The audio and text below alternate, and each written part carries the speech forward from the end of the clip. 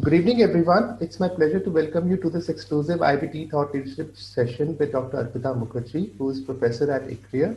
She has several years of experience in policy-oriented research, working closely with the Government of India and policy makers in the EU, US, ASEAN, and East Asian countries. Dr. Mukherjee has conducted studies for international organizations such as ADB, ADBI, ASEAN Secretariat, FCO UK, Italian Trade Commission, KAS, OECD, Taipai Economic and Cultural Center, UNCTAD, and the WTO, as well as Indian industry associations such as NASSCOM, FICCI, IBA, IDSA, and EICI. Her research is a key contributor to India's negotiating strategies in the WTO and bilateral agreements. So the Government of India is slated to announce the new foreign trade policy in a few months from now, 2021 to 26, as the term for the existing FTP expires on March 31, 2021. In this context, we will be discussing the trade policy roadmap for India with Dr. Mukherjee today, considering the past trends in India's export performance, as well as the post-COVID realities, of course, which have transformed the global economy. Good morning, ma'am. Pleasure having you here today with us. Good morning, Virat, and my pleasure to be at your platform. Thank you so much, ma'am. Thank you. So as discussed, we'll be talking about the foreign trade policy today. And my first question to you is, what have you observed as the most transformational changes in the global trade environment during the previous foreign trade policy that was 2015 to 21? Virat, the global trade environment overall has become more protectionist since the previous trade policy. And at the time of the previous trade policy, WTO was fairly well performing. So, if you had a problem, you had a place to go to, and WTO has been rather defunctioned now. Thirdly, if you see that in spite of the, I'll give you a data to substantiate the issue that we are facing, that in spite of the US-China war, USTR has recently taken out a data which shows that exports to the US for a percentage change year on year between January and November 2020 was for India minus 13.3%, for China it was minus 5.8%, for Vietnam it is plus 19.5%. So, countries which you have trade agreements have been able to build a more, predictable trade environment and regime. Those countries seems to be doing well in our key export markets like the US and the European Union. Okay, and coming to India's performance with respect to peer exporting countries, what do you think has been the most strong points or areas where you feel probably Indian exports could have done better in this period? Coming to the strong points first, see, India has a lot of STEM capabilities, and as you go into the COVID-19 and automation, we can actually harness these capabilities for automation. So we have also a lot of manpower and the real worries of company with the supply chain being too integrated into China gives us an opportunity. If you look at the Japan and Australia partnerships that we are thinking about and being a part of the supply chain diversification, this is actually an opportunity for us. The other opportunity is that the government has liberalized the foreign direct investment regime, and the government is also attracting foreign investors to come and invest. So when they invest, they will cater both to the domestic market and exports. So therefore, these are some of the positive sides of the being in India. Probably what is, I would rather not say it a negative side, I would rather say it a scope for improvement, is that our foreign trade policy in itself was looking into more export linked incentives. We have to make our incentives WTO compliant. I think that is the biggest challenge, because these US challenged us, and I gave you the US numbers because it is we know that our exports are declining. So even if we challenge and win the case in the WTO, ultimately, you know, we lost our GSP, we lost our exports through export-linked subsidy case. These have to be handled. The other challenge that we have is that we do not have enough incentives for technology upgradation, modernization, and trade competitiveness increase. We only, like MEIS subsidies are easier to claim, and industry has actually asked for it, but they do not help in any competitiveness improvement or value addition like R&D or technology, which is now needed. At the same time, you know, while the ease of doing business has improved, logistic cost is very high. And my study shows that exporters face more barriers than importers in India. Import is restricted now by rigid measures, like, you know, we will not allow imports from China, but importers as such have lesser control bodies. Let me give you an example. If I have to export organics prices, my agencies are, I have to go through APIDA, I have to go through Spice Board. Why cannot we have a consolidated export control agency? Then there is EIC for certain exports. Like, so the biggest burden for my traders and exporters is actually paying fee and processing. The same product will go through laboratory testing. The laboratories are different. We have limited laboratory for exports. We have all 121 approved FSSAI laboratory for import. This issue has to be handled. Okay, right. You talked about some of the schemes which have become non-WTO compliant. I think it also includes export-oriented units, EPCG, SEZ, duty-free imports for exporters, and most importantly, I would say RODTEP, which is supposed to replace MEIS. And we have been talking to the exporting community. A lot of them are really, trying to understand what it really will bring and what the provisions will be like. So what kind of suggestions would you like to offer to the government as it replaces these traditional schemes which were being offered in the previous FTP? See, basically a number of countries like Vietnam have already focused on overall competitiveness improvements and scaling. Government and sectoral. The product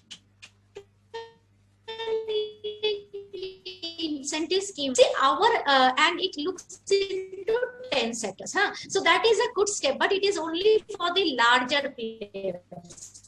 There is today no scheme which enables a smaller player to grow in size. So you are either an SME and you get certain benefits, or you become a large firm and you are eligible for some benefits. But there is no benefit which allows a smaller firm to scale up and become competitive.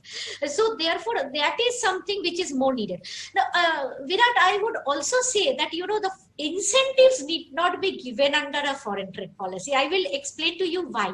Because incentive under the foreign trade policy looks like an export-linked incentive. And in broader terms, countries are not giving incentives under the foreign trade policy. They give vision. And if you at all give an incentive, you need to give an incentive which are non-actionable. So non-actionable incentive is that with servicification of manufacturing, you can give incentives on the services that are used in manufacturing. So, you know, logistic cost, because that is, there is no discipline on services in the WTO. Training of the workers. So technology, you know, using more technology, AI, machine learning. So you have to be more innovative in your initiatives and incentives, which makes you WTO completely compliant. If it is not completely compliant, go into the gray areas. Gray areas will be something related to research, which still has been now can be challenged, but nobody really looks into incentives which are like that. What you cannot give is directly export linked incentive. If you export so much, I am going to give you incentive, which is SEZ also, net foreign exchange earning. You change that clause. You change that clause to clauses like investment, clauses like employment, clauses like technology transfer or technology upgradation. Then you fall under what you call it from a red light to an orange light. So in an orange light, you still can travel, right? Correct. So that is the 3 light subsidies actually tell you what to give. Okay, and one of the themes which has been talked about is how to synchronize the promotion of trade and investment. So, how do you think foreign trade policy can balance these objectives? And if at all, what is the lack of synchronization which we need to address? See, at an institutional level, the synchronization is very simple when there is a coordination between the foreign investment department, that is the DPIIT, and the trade department, which is Department of Commerce. The moment there is a synchronization, as we have seen, like, you know, in the case of SEZ also, we had seen that when in the previous, if I go back to the problem of the previous years when foreign trade policy was designed, it had a chapter 3 and a chapter 4 benefit, and the chapter 3 and chapter 4 benefit together was more than the SEZs, and SEZs died. So that is a good example, and this, because it is widely quoted about a lack of synchronization. Now, what happens in trade? In trade, what happens is that people do not first invest in a country and take a risk. Investment is a big decision. They first see the market potential, market growth, if they want to do a market seeking investment. Then that is the time when they test market the product. And the barrier that we place to test marketing will make it slower in terms of the investment. More barriers we place in food test marketing. Food import, we place maximum barrier. You will see we have got limited investment in food processing. Lesser the barrier, because technology firms have lesser barriers. You see the greatest investment in technology over the last years, and services have always attracted investment. Now let us come to the next point. If sometimes investment happens, like it has happened in the case of automobile sector, when the market is otherwise closed for imports. So therefore we have to identify sectors. Now we have enough years of experience in attracting trade and investment, so we should isolate and identify sectors where investment happens when the market is closed. Then there are sectors when investment happen when the market has to be rather open, like agro processing. We have not got investment until the supply chains are in open, because even if I have to manufacture tea, I need Darjeeling tea along with a lot of imported ingredient, many of which will be coming from the ASEAN and eastern part of our world. So therefore, if we put barriers there, we will not be able to process. If we put barriers on imports of oranges from Brazil, we will not be able to process oranges. Even our company will go to Sri Lanka and process. So we have a lot of past experience on what to do. So the third type of exports which rarely India gets is only for the value chain. That kind of a investment India does not get, because in most of the foreign investors, and we are doing a lot of foreign investors survey, they say that I want both. Now we have to create an atmosphere for both. Here, Virat, I also want to make a point, because you know, if you are manufacturing in SEZ and sending it to the domestic market, you face a higher unilateral tariff than under the FTA. India has over the years increased tariffs. Now under the foreign trade policy, at least you give your SEZ the tariffs that you give under your FTA, you will see a difference. So, ma'am, finally, I want to know, post-COVID, the environment that has changed, how is it expected to or should reflect on the foreign trade policy in your view? See, the post-COVID, the situation is like this, that, you know, globally, if you look into post-COVID and growing protectionism, the trade initiatives that are being given by the countries are to improve the competitiveness and access the market for the vulnerable groups. In this case, of India, SMEs, to move to more sustainable trade practices, like, you know, women in trade, organic, because these will have a market in the future. And then to use more technology like B2B e-commerce platform, or you know, virtual interactions, business developments. These will be post-COVID scenario, and these will continue because these are much more cheaper to do. Since these are much more cheaper to do, it can be, but you know, a virtual summit in itself does not add any value.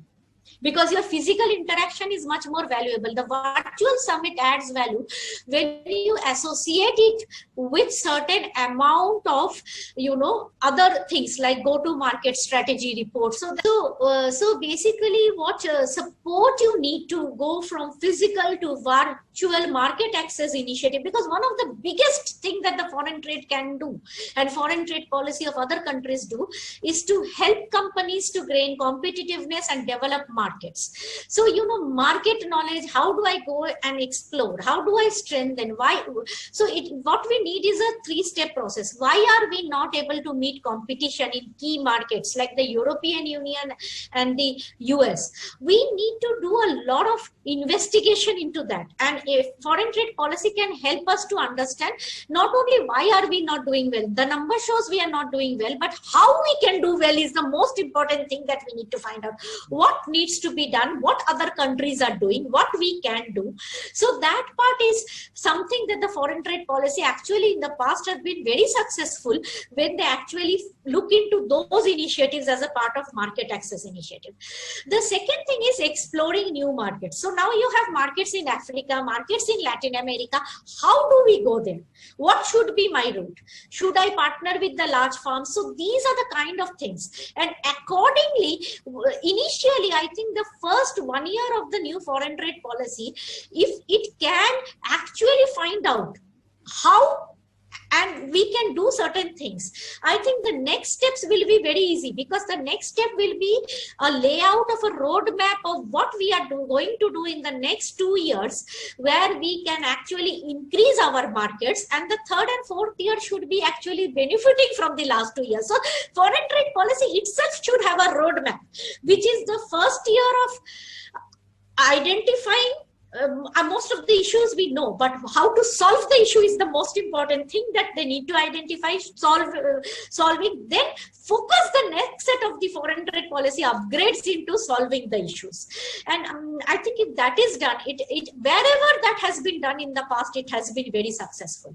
So I think that will be very successful, because last year was an odd year. So last year we cannot take that last year as to be a gospel to and it is very difficult to design the policy at this stage. But at this stage, we look into some other country examples, design the policies, make it WTO compliant subsidies, focus more on market development, focus more on competitiveness and efficiency, rather than incentives. Incentives were needed when corporate tax was higher. Incentives will be needed when ease of doing business is lower. Now we need competitiveness. Right. Thank you so much, Pam, for your insights today. We really hope the new foreign trade policy builds a roadmap for us to move towards the vision of Atmanirbhar Bharat and be a successful nation in international trade. Thank you so much, ma'am, for your time today. It's been a pleasure talking to you. Thank you, Virat, for this opportunity. And I also think that with the right kind of a design, the foreign trade policy will meet the vision of Atmanirbharta. Because we do have our strength in STEM and technology, and we do also have our strength in entrepreneurship, and boosting entrepreneurship will let us grow. Right. Thank you so much, ma'am. Thank you. Thank you.